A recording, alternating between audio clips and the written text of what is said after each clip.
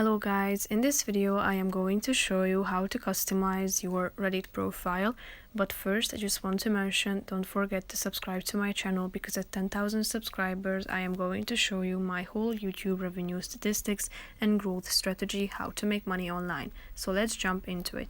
First of all, open the application on your phone. Then you should tap on your avatar that you can see in the upper right corner of the screen. Now tap on My Profile, tap on the button Edit in the right side of the screen. Now you can change your avatar by tapping on your avatar and then tap on Style Avatar. So now you can even shop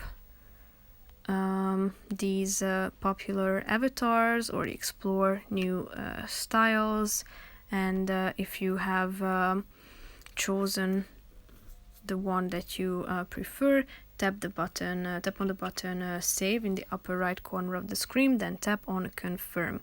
So now your avatar has been updated. You can also add your name, your little description of yourself. You can add social links, your social networking sites, and you can also set the content visibility and active communities. So if you are done with these changes, all you have to do is clicking on the button Save at the top of the screen. So now your profile has been updated.